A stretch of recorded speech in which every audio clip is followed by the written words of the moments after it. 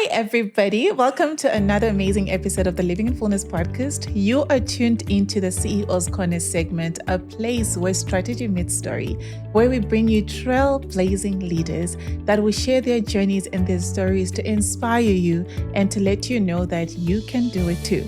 I'm excited today because I've got in studio a chartered accountant with ACCA. He's an international business experienced person. I'm excited to have the CEO of McGerald's Entrepreneurship Center, Zwelani Nkomo. Hi. Hi, hello. Thanks for having me. Thank you so much for coming. Hi to your listeners and viewers. Yeah. Thank you so much. It's been a long time coming. I've been waiting and looking forward to it. Yes.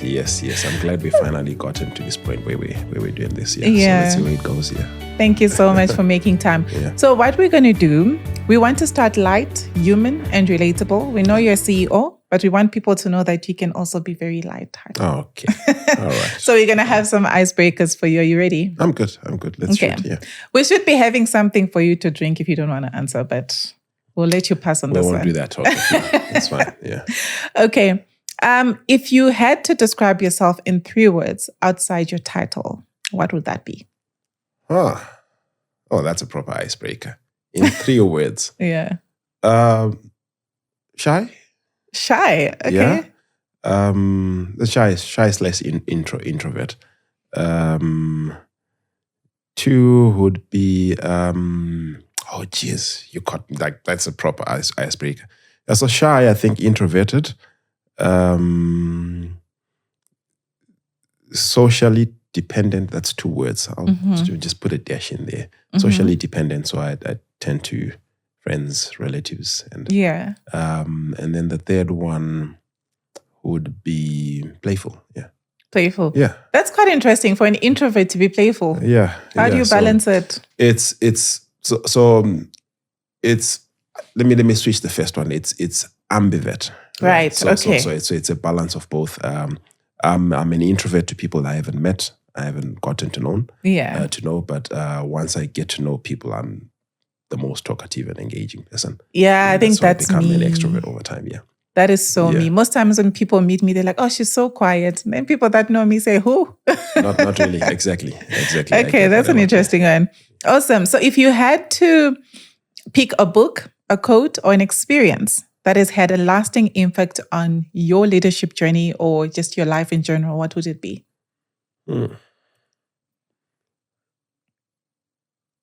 It would be, I'll go for Shoe Dog, Phil Knight, the founder of Naki, and as a book. The quote would be, "It's never business, it never will be. If it ever becomes business, then it means that business is really bad." Yeah. That's now I need to think what that means. Yeah. What is that?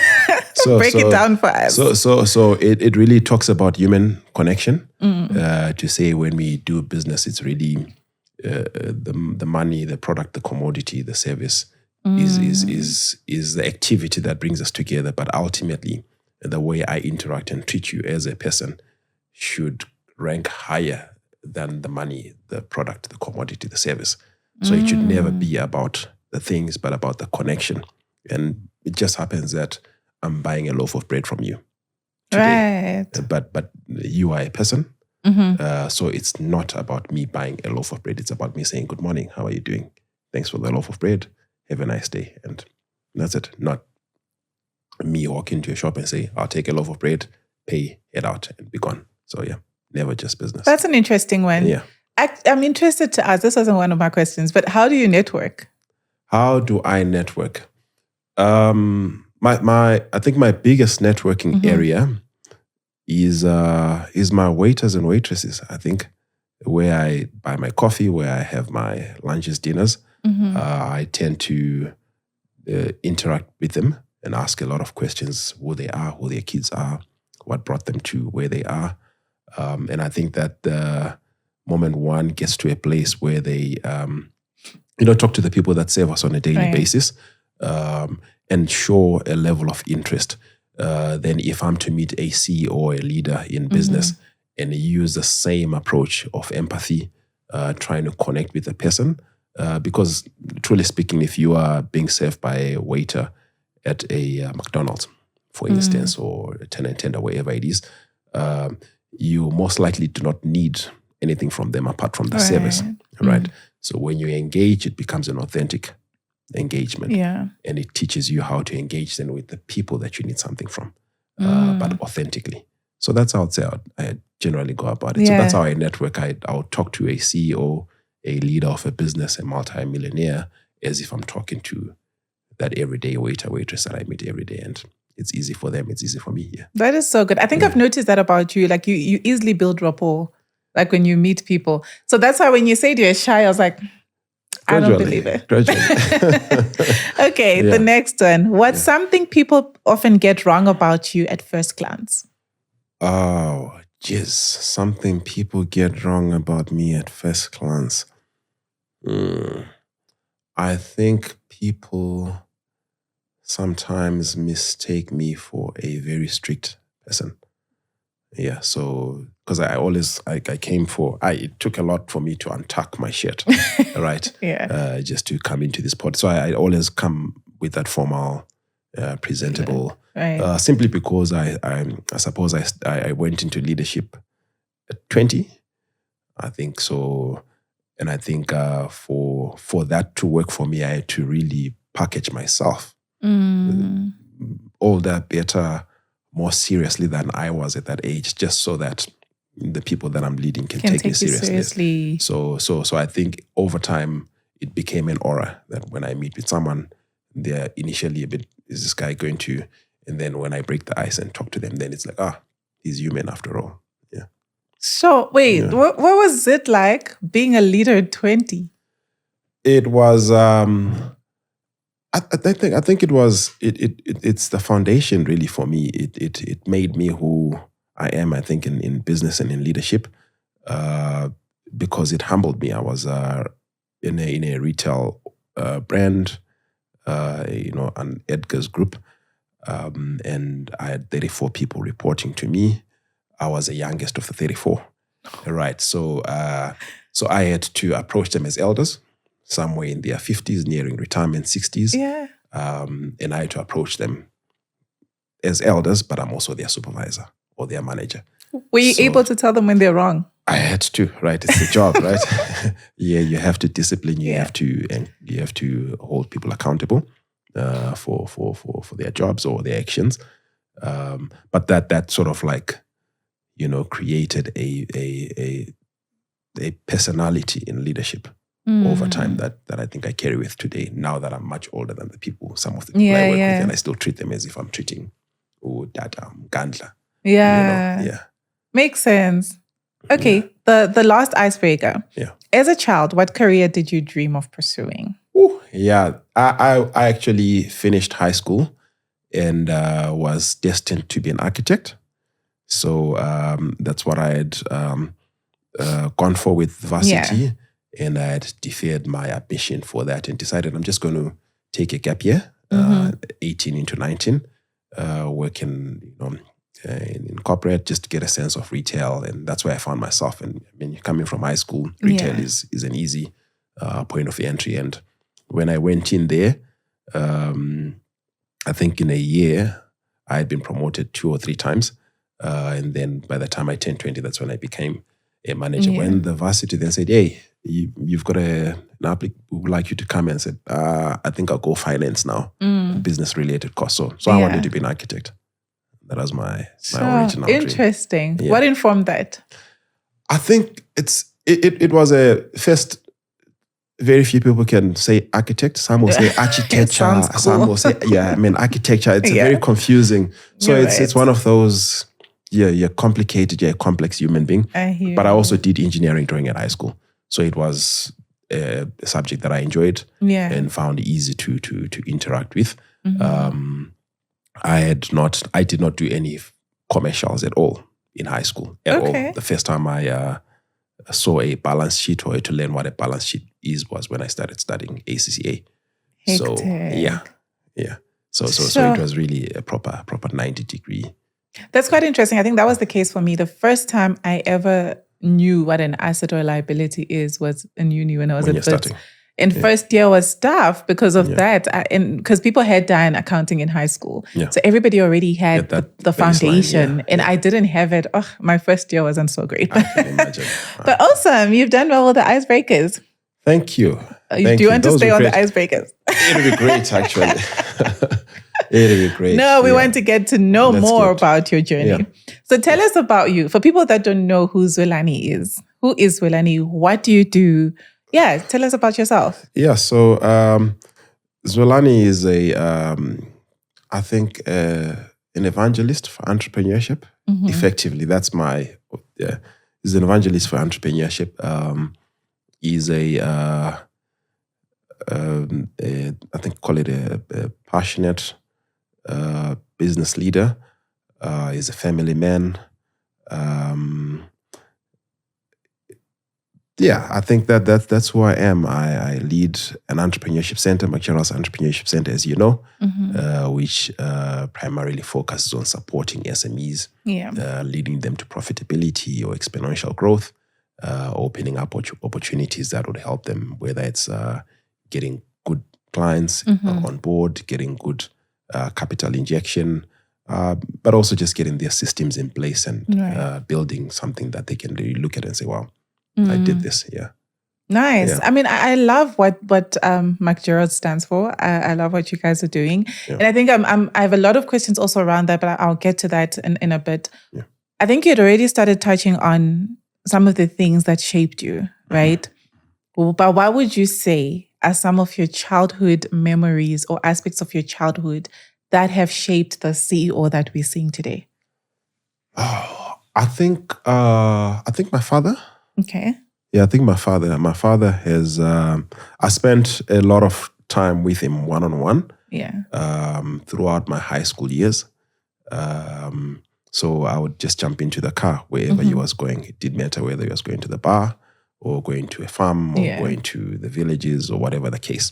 I just cleaved. Yeah. You know, and I think that time a lot of things rubbed off.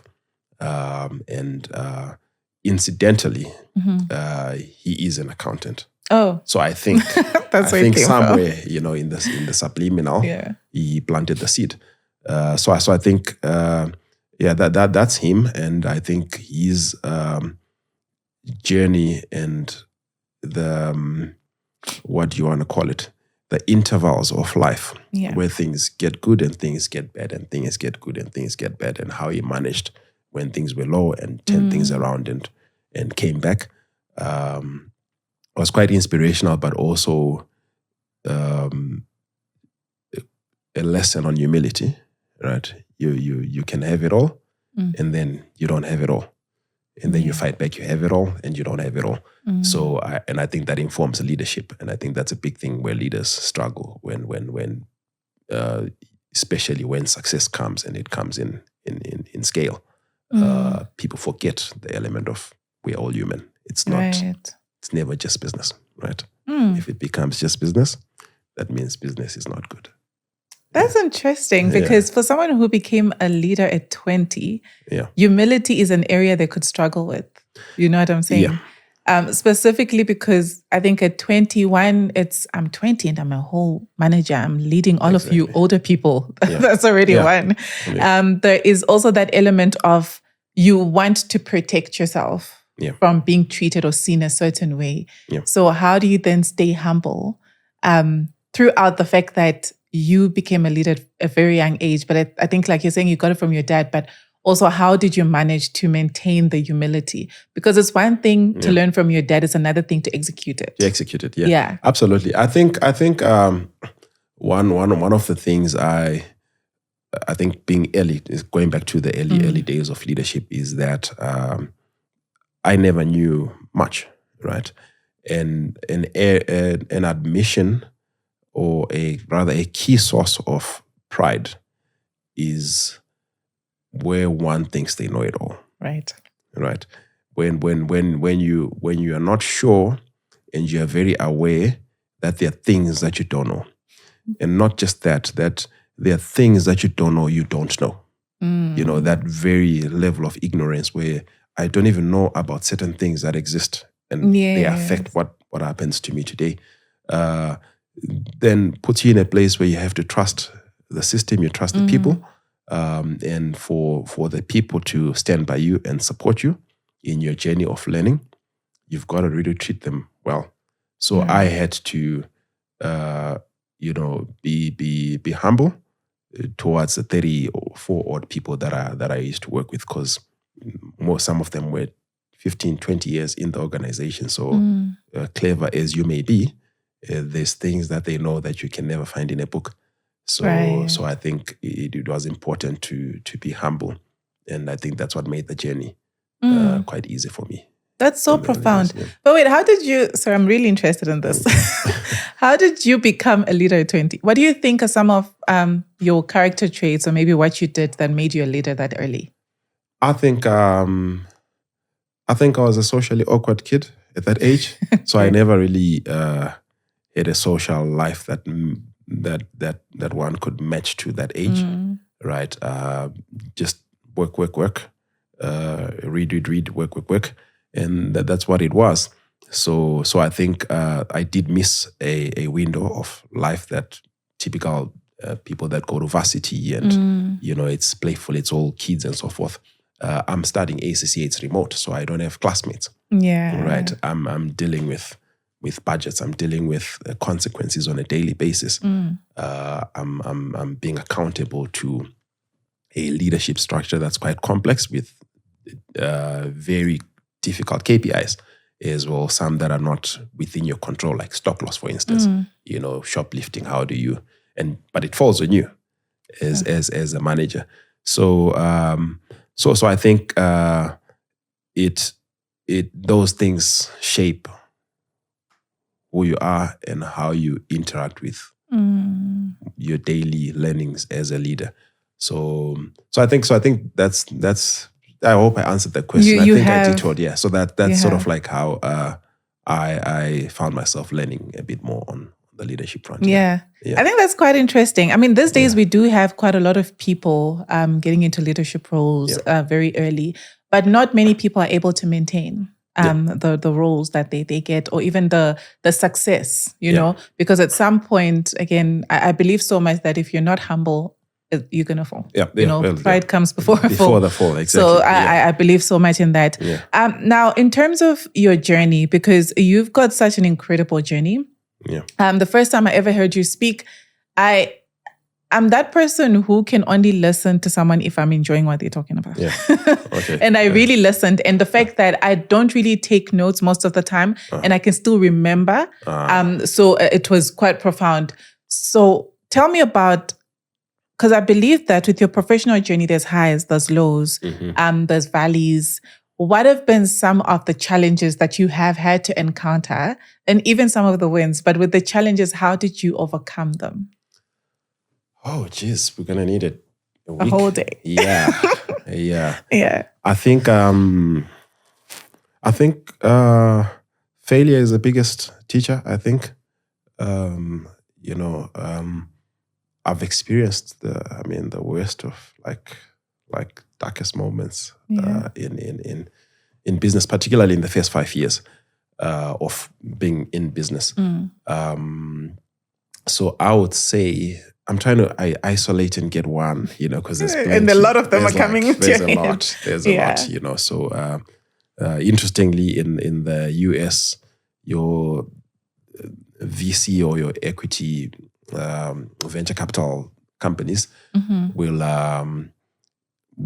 demand or really make it a requirement that you should have failed at least 3 or 4 times for them to consider you as a target for investment, right? Because there's a lot that comes out of learning. In Africa, we're still a bit behind, simply because we actually look for the perfect candidate that hasn't failed, that there's no business that has failed, no blacklisting, no this. Yeah. But that's a journey to becoming that right and entrepreneur. Oh, I love that. Right. So so I think for me, it's when we had early successes in McGerald, and we then decided we're going to diversify. Right, and buy a retail brand there, because I had that retail background as well, and so forth. So before we knew it, we had a couple of stores that we were running concurrently with the core business, across South Africa. And that took me away from the business, right? And that obviously affected the core business, so as a result, things went south. Things went south, and when they went south fast. So burn rate, cash was ridiculous. We were blowing up more than we were making, or we could make. And before I knew it, I think I was negative 5-6 million, with creditors on my back. No way. Summons. You didn't anticipate it at all. Yeah. All of that was just there knocking at my door. And so one had to come out of it. I'll tell you how I did as we go. Yeah. That I think that was the biggest failure, over expanding. Yeah. And compromising the thing that actually gave you the ability to expand. Right. Yeah, so we had to come back to McGerald and let go of everything and rebuild. Do you think you tried to grow too quickly? I think so. Yeah. I think the strategy was right, but we invested in more than 3 businesses in a space of 2-3 months. And so now, how does a business know when to expand? Because some people expand and then it goes well. Some people try to expand, it doesn't go well. But I don't know if there's like a right or wrong way, or an actual time where you can say, now I'm ready to expand. Yeah. I think TD Jakes said it right. Right. Seeking new heights is not as important as mastering your current challenge. Right. So as you master what God has given to you, right, He trusts you with more. So I think gaining mastery of what you currently have is that important to a point where it becomes a system.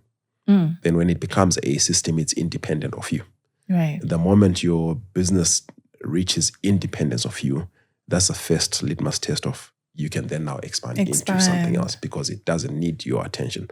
The biggest cost any business would have to incur is the entrepreneur's attention and focus. That's what it demands. Like it can't exist without you. It's not about money. It's not about how much money do you have to invest in the next opportunity. You could have the 10 million to buy the next business, but that business doesn't need the money. It needs you. It needs you as a leader.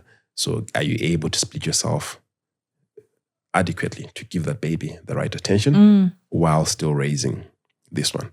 If this one is independent, then you can get onto the next. So I think that would be the best. If your business can survive without you for 3 months, 6 months, then you're ready to expand. That's a good test, actually. I love that, because I think most of the times we're looking at the finances. We're saying, okay, are we making enough, for us to be able to open another branch or another, franchisee even. But I think the problem is we don't also look at, like you're saying, can my business run without me? Because you're going to need sufficient attention for this new one. Absolutely. And it has to be a lot. Even when you have put the right people in place, as the owner, you carry the vision. You need to be present fully to see how it's actually evolving. Then let it go. Absolutely. But if the other one also needs your attention, then you're going to be split and you won't be able to juggle both. That's a good one. If money was the answer to any business succeeding, then VCs would just buy businesses and own them,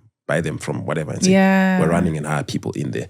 But they come in carrying billions of money to invest, but they are looking for the entrepreneur that can run the different businesses in the different sectors. So it's not really a money, how much money have you set aside, how much credit access do you have, or whatever the case. It's about how much time do you actually have, because you're just one person. Versus the amount of time the opportunity demands of you, and it's important to manage that. Have you always seen yourself as an entrepreneur?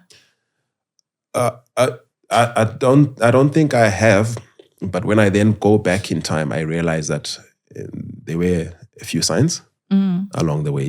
There were a few signs along the way. I used to my father used to give us about transport money to school and lunch money and whatever. So get paid, puts it all in an envelope. This is your money for June. Okay. So you don't get your bus fare today for today. You get your June money, right, beginning of June. right? And then you manage. If Throughout you run the out, month. you're dead, right? You're going to hawk to and from. Yeah. So my siblings, particularly one or two, I think, didn't manage well, right? So I started lending them at an interest. Wait a minute. Are you the firstborn or where are you? I'm like four. Oh. I'm like four. These are older siblings. This doesn't sound like a firstborn. No, these are older siblings, yeah. So you were giving them at an interest? Yeah, at an interest. And when they get their next pocket money, then they would pay me back with a little bit of interest. But it turned out that it wasn't sustainable because over time. So you were a loan shark? Oh, yeah, I did. I was. And that was still, I think I was probably still 13, 14 then, yeah. So I think that plus a few small things, I think, in business that people sometimes are afraid of getting into entrepreneurship because they think it's complex. But that exercise of buying a packet of biscuits and selling them as individual biscuits as a student at high school or at varsity is entrepreneurship. Yeah. It is because there's principles involved in their costing, pricing, managing the money, buying new stock, and doing the same over and over and over. And then that experience of profit, of success, from a packet of biscuits, it might be 10 rands or 20 rands profit. Right. That experience of I created this 20 rands out of that 30 rands. Yeah. There is an ROI situation happening here. That experience can shape the future of the CEO of a global entity and their decision-making parameters. That's very insightful. And I think it's the whole idea of even, you've gotten your profit, how do you put it back into the business? Exactly. How does this little business run itself without me having to continuously put money into it?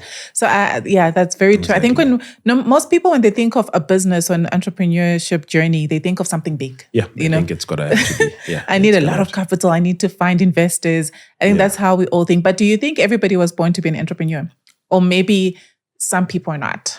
I think that at some point in life, everyone, so you might not be born to be an entrepreneur if you're looking at yourself at this age, right? But at some point in life, there is an entrepreneurial avenue available to everyone. And there is an entrepreneurial competence that someone reaches at some point in life. So it might be at 18, 20, like the Mark Zuckerbergs. It might be at 25, 30. It might be at 50, 60. In fact, the most successful entrepreneurs are over 50, 60. So starting early sometimes is a problem. So I think that everyone can be born to be, I don't know. And to be honest, entrepreneurship can be fully expressed in employment as well, right? So you can fully express your entrepreneurship and actually I think it is a necessity for your typical large corporates, listed companies to teach that amongst their leadership and management because in there is where the success or failure or sustainability of these businesses, particularly in the next decade to come, there's so much that will change. Mark my words, there's so much that will change in business, and I'm talking large business. Big business is in trouble. Big business is in trouble. What are some of those things that you're seeing changing? So the first thing is that, let's look at here in South Africa. Any typical large corporate that doesn't find itself present in 3 or 4 companies in the next decade might not be sustainable then after, right? Might not. There's like your chances of survival are dangerous. Secondly, any big business, large corporate that does not speak to a current 14 or 15-year-old in terms of product design, innovation, strategy, service delivery, process, last mile delivery, whatever it is that gets into the process or the value chain of that business is in trouble. On the simple reasoning that half of our population in Africa is below 19, right? So and the population rate is growing quite exponentially.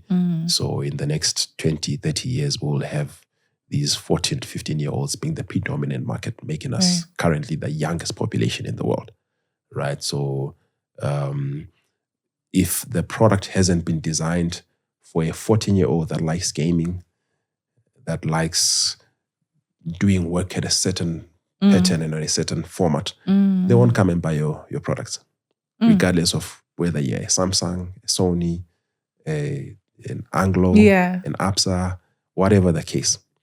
So product design for particularly large corporates requires people in the companies that will be entrepreneurial to a point where they can understand the customer. And the real customer is a teenager.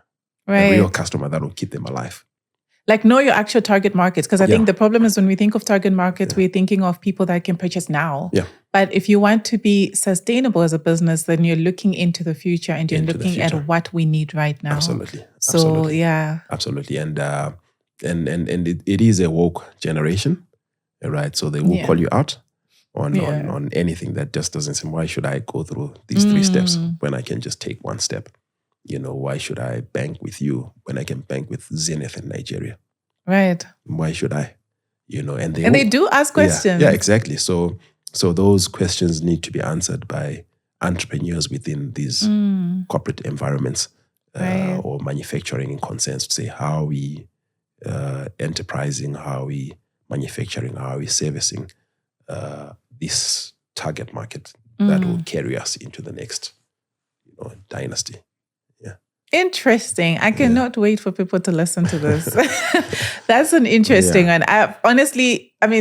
I do think about businesses thinking of sustainability and how long they see themselves going, But then I think for me, I haven't thought much about the target market moving as well. Oh, yeah. Because most times you're thinking about, this is my target market now. Yeah. But then if I'm seeing my business 20 years from now, this is no longer going to be my target market. So who is going to be the target market? So that's a good way of looking at it. Yeah. But why McGerald? Tell us about why you actually started McGerald's Entrepreneurship Center.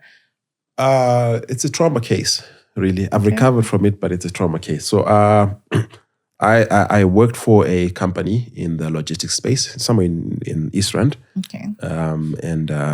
When I joined the company, obviously, I needed to express myself as a finance professional. Let me come in and restructure things and manage to set the company up right financially in terms of reporting, systems, processes, and so forth.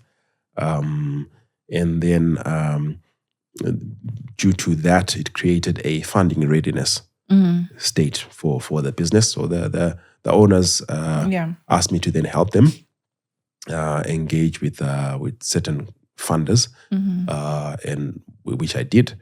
And we managed to raise a bit of capital to allow the business to grow to the next level. And then when the money came in, there was a fallout. Ooh. Right. When the money came in, the directors, shareholders, then there's money now. Yeah, I think that's... So we've got this much money today, right? Now it takes you back to the student that gets a packet of biscuits, sells and realizes that's what that little grade 5 kid that's selling biscuits in class understands what capital is and what profit is. There's a They've difference. learned that concept. Yeah. But you've got these adults, fathers, right, who raise money. That's debt, right? And then they fight over it. It's not your money. It's and they're not getting that. It's not equity at all, right? The fundamentals. So it's not the profit, but they saw it as we've got so many millions in the account. So the fallout happens. And I'm in a place where I'm being pulled apart, choose between shareholder A and shareholder B. I just decided to stay with the company, and that one left. Little did I know, right? So another 6-9 months went by. Yeah, we went on a second round to raise more capital to try and take the business further. And I engaged with corporate and individual investors. Same structure, brought in some law firms. The whole thing. This is like being an entrepreneur inside a business, right? managed to raise a significant amount of cash, right? And then I took leave for about 3 weeks. When I came back, remaining director, I had traveled to Brazil to meet some other investors, right? Came end of month, we're trying to reach him. It's hard to get through to him and so forth. No, I'm still in Brazil, meeting these guys and so forth. Payroll hits. And I'm thinking, man, I've been frugal with my money. Yeah. I still have quite a bit of savings for the last 12 months. I haven't really spent much. So I say to him, listen, the guys have to be paid. The rent has to be paid. What's going on? OTP issues and so forth. And I said, I'll take care of it. And when you come back, you square me. So you used your personal... Yeah, I pay the salaries and I pay, Then a week went in and 2, I realized this guy has fled. Right? I realized this guy has left and he's gone for good. Right? It's when I start engaging with other stakeholders. Hey, what's going on? So when I spoke to the individual investors who were approached for fundraising, but with the funds to be released at a set time. But during my leave, they had been called and asked to remit the funds, and they had all paid, ranging from 500 to, $1 million per individual plus other. Yeah, so I think at that point, I went to the police station with the investors just to obviously open cases and just phoned landlords and other people where where you've got equipment on lease and so forth. Say, come pick up your things. It looks like this ship has gone under. Yeah, so it's at that point that I decided businesses need good leaders. Right? Businesses need good leaders, and growth is a risk to businesses, and success is a threat, to some business and the people that depend upon them, the employees and the employees' kids and so forth, extended dependence. So it's at that point that I decided I'm going to dedicate my life to developing entrepreneurs that are responsible and that are growth ready. So that's when it all started. So I tore my CV and said, I'm not going to submit another CV. I'm just going to build this thing from scratch. And at that point, I'm on zero, by the way. Yeah. And you never got your money back? Yeah, that was it, yeah. This person is still somewhere in this world? Never sent them. Never been caught. No way. I mean, I have heard the stories before, but, and like you're saying, any business, it's easy for people to start businesses together. Yeah. Until the business starts expanding, starts making money, and then people don't know how to handle growth. People don't know how to handle money. And again, in this case, it wasn't even their money initially, right? Exactly. So it's crazy. So I love the heart behind it, but it also includes SMEs, right? Yeah. So it's typical. So do you interview the SMEs and entrepreneurs that you work with? How do you decide on which entrepreneur to work with? What mindset should they have for them to qualify to work with you? So so we have this model that we call the McGerald's Business Success Propeller model. Yeah. So it's sort of like a proprietary model that we've developed that helps us in that process. And the philosophy really of it is that for a business to succeed, it depends on 4 key pillars, right? Or 4 cardinals, right? So the first one is the entrepreneur, right? And we allocate a weighting of about 40% to say the success of the business or the business's success contribution is derived from the entrepreneur. So how much of that comes from the entrepreneur? It's 40%. So the entrepreneur would contribute 40% to the likelihood of that business succeeding. Yeah. Right. Then the second one is business dynamics. Business dynamics is things like, where is the location? What is the product? What is the service? That's 30%.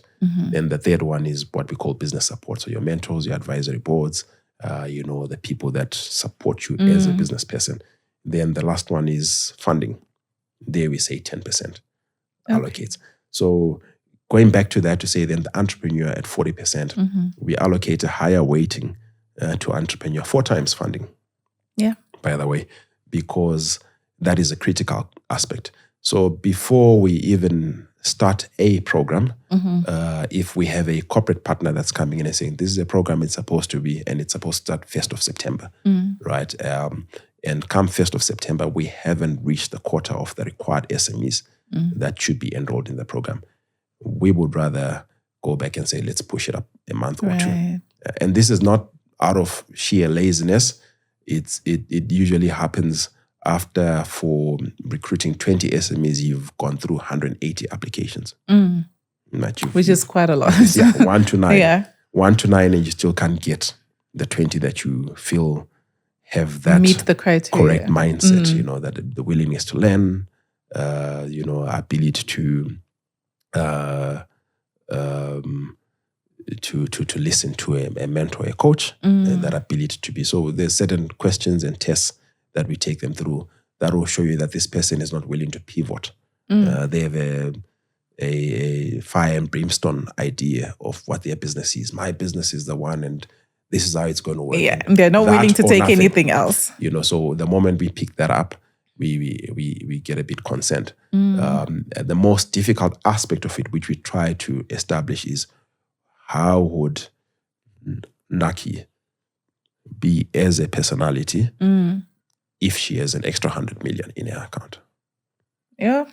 I don't know if I'd pass that test. Exactly. So what would it mean? That's a good test, actually. Also based on your experience, that's a very important test. Because the damage is worse than. Yeah. Right. So you get an SME, they're making $1 million a year. You grow them to 60 million. If it fails and collapses, more lives are destroyed. Sure. So if you're employing 10 people, they have 4 kids, that's 40 people. And the 40 people are doing different things at school, which provides employment for a teacher and a cleaner and so forth. So there's so much. Because as they're growing, the risk is increasing. Exactly. Right? Exactly. So you want to make sure you understand. Before it gets there. Yeah. Before it damages hopes and destroys livelihoods of other people that are not necessarily the entrepreneur. We've got to really make sure that we've got the right person at the helm of that business that we are supporting. If the business dynamics are wrong, that can be fixed if you have the right person. I've heard you say that before. I actually had written it somewhere because I remember I heard you say, without the right entrepreneur, it doesn't matter how much money you pump into the business. Oh, yeah, absolutely. Yeah, I heard you say this. I don't remember where that was. We've seen it, yeah. So I was like, that's actually a very profound statement because most times people say, I am an entrepreneur at heart and I've got all those ideas. The only thing that's stopping me right now is funding. And I think when we think about what is it in South Africa that is stopping SMEs and entrepreneurs to actually grow their businesses, the first thing that comes to everybody's mind is funding, right? But in most cases, even if this person gets funding, can they actually sustain the business? Because they can start it. Can they sustain the business to the extent that they did see this vision that they had in mind? Absolutely. So that's a very important point that you're bringing. But what do you say because funding is 10%, as you've said. Yeah. But what do you say are some of the challenges that those entrepreneurs and SMEs are actually facing that are stopping their businesses from growing? I think the first one, I'll take it into issues to do with personality. I think as a business or as an entrepreneur, you need to be able to trust tomorrow. Okay. Right. That's the first thing because entrepreneurship is a faith game. Right. So if you make a profit of 200,000 today, where does the profit go to? Right. So are you trusting in your businesses tomorrow? Or do you want to take it out because you might not make it again tomorrow? This might be your last big payout. What if I put it back in my business and lose it? Right. Then I would sit and say, oh, I wish I took that money and put down payment on a house or a car or whatever the case. So that ability to trust tomorrow or trust your business enough that you'll reinvest into it, right? I think is quite critical. The second thing I think is then developing a product that you do not necessarily need, but that your target market needs. Right. I've seen entrepreneurs that hold on to a product or a service because they have a certain dietary preference. For instance, if it's a food product. Right. Okay. I've seen that too. Right. So, Yeah. so if you were on a diet, would you start a KFC? Or you think, no, it's there's fat or there's this, there's that. Right. So you're trying to convince everybody to think the way you think. You're trying to make people you, but they are not you. Yeah. Right? So look for a product that answers the needs of your customers, and make sure that it's not selfish towards you, but customized towards them. Right. And give that product out to these consumers of your product. So I think designing a good product, a good service that you can comfortably test in the market. The third thing that SMEs or entrepreneurs, I think, struggle with is trying to be the full package upfront. Right. So I often say, if you want to start a poultry business, right? If you want to start a poultry business and you have a target market, and target market is a so-called restaurant group or fast food group, right? You go talk to the fast food group. I'm able to supply you with 5,000 chickens per month, or whatever the case, right? The default setting of an entrepreneur today is that they need to get a farm, grow the birds, and right. So which means I need 8 million for this, and that's why I need 22 million. Yeah. That's now the issue of the clients that want this product, but I only need 20 million to be able to buy the farm, buy the equipment, and right. And yet the true essence of entrepreneurship I'm talking early days, is proving the concept with the minimal risk. So you reduce or eliminate risk. So I would say to the guy that's starting a poultry business, go and buy the birds from a farmer.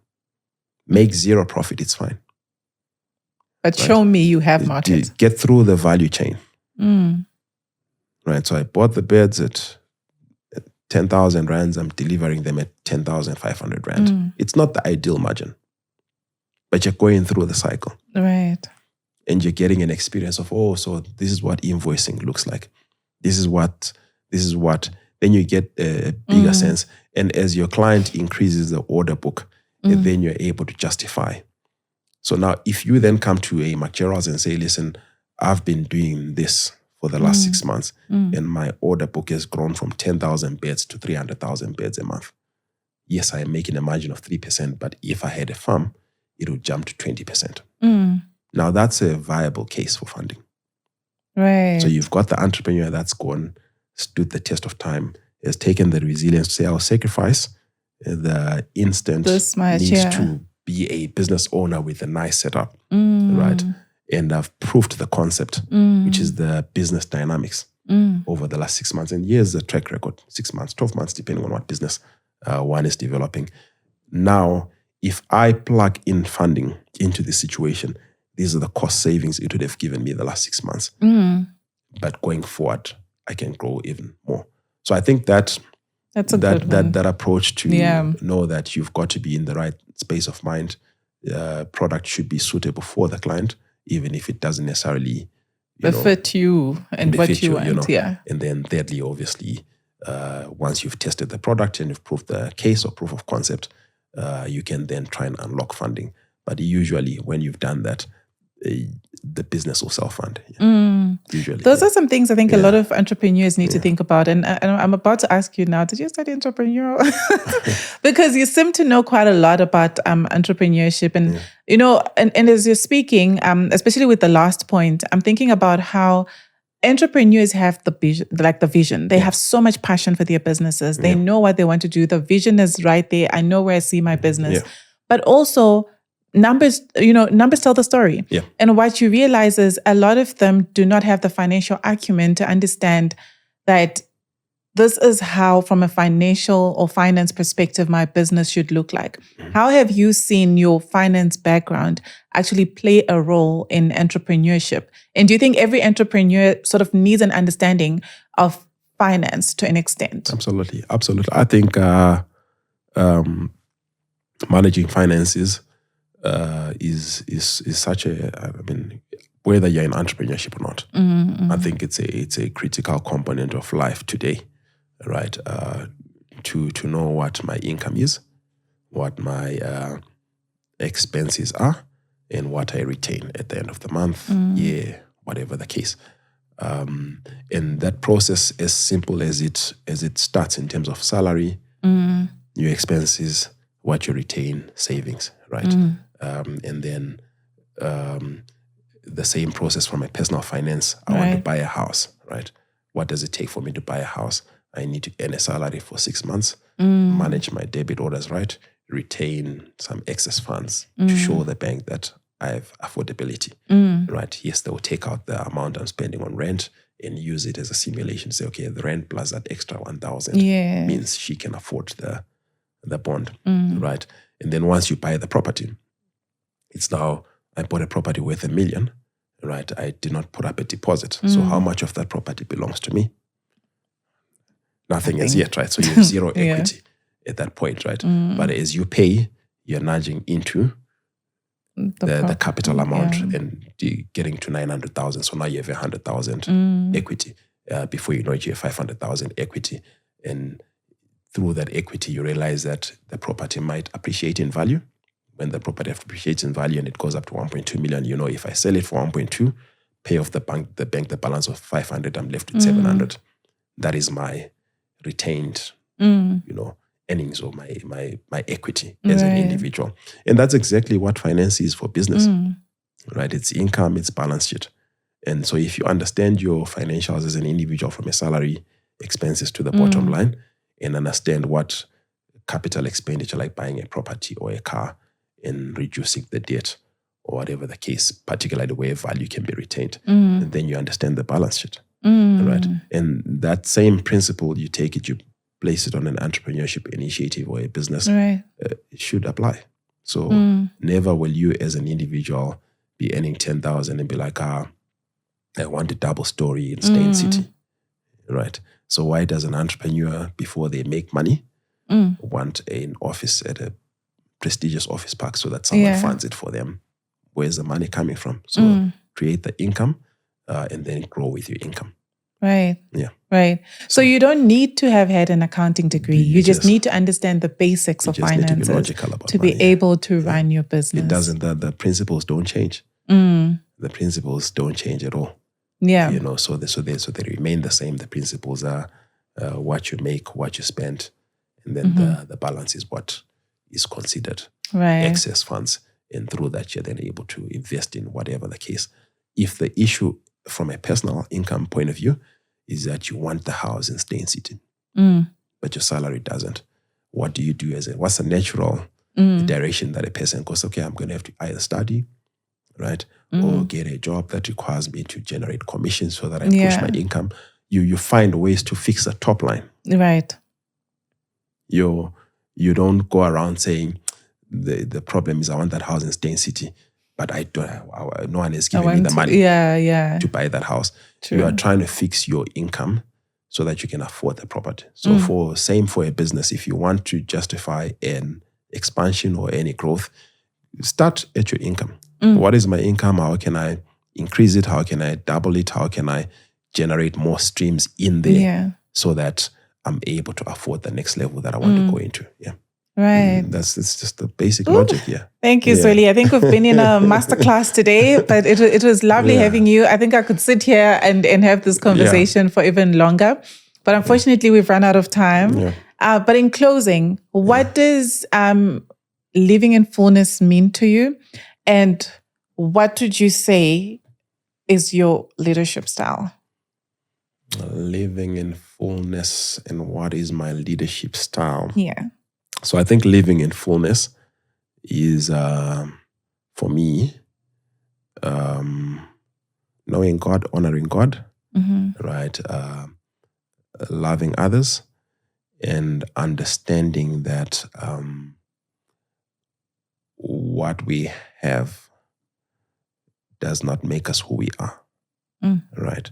So it's for sharing, right? So I think that's a fullness, life in fullness for me. Being able to know God, honor Him, and being able to realize and separate myself from the things, and being able to spread it where I can. Right. Being used as a conduit, call it that. For me, that's living in fullness. And then you said, what was the second one? Your leadership style. My leadership style is I will demand from you more than you think you can give. Because if I give you equal to or less than you can give, then you're not motivated to grow and learn. And there is no growth in there, right? So if you are good at jumping over a 1 meter barricade, all right, let's make it 1.2. Right. Now you've got to work out to be able to do the 1.2. You've got to develop. Once you get to the 1.2, let's make it 1.4. So I've been known to throw people in the deep end just so that they learn. And most of them look back and say, listen, that moment was a turning point in my life. And because of that, I realized I can do more. Yeah. So I think seeing people develop and grow is my passion, whether in my company or as clients. Yeah. I love it. I think I'm ready to work under you at this point. I love challenges. But thank you so much, Zweli, for being here. It was lovely having you. And I have no doubt that our viewers have learned a lot from you, and they'll probably have quite a lot of questions. But we will put your handles in the description box. Where do they find you? Oh, geez. I'm a social media shy person. I have like 0 social media. I've only got LinkedIn. Okay, so they'll find you on LinkedIn. Yeah, so Zwelani Nkomo LinkedIn. It's probably the only Zwelani Nkomo on, I think so. Yeah. Zwelani Nkomo, McGerald. Then I think it's, Perfect. Thank you so much. And on that note, thank you everybody for watching. Please do put your comments in the comment section, like and share with everybody else you know. A lot of people try to start entrepreneurship and they don't know how to go about it. This episode did just that for you, to give you all the advice that you need to take along in your journey. So thank you so much for joining. Until next time.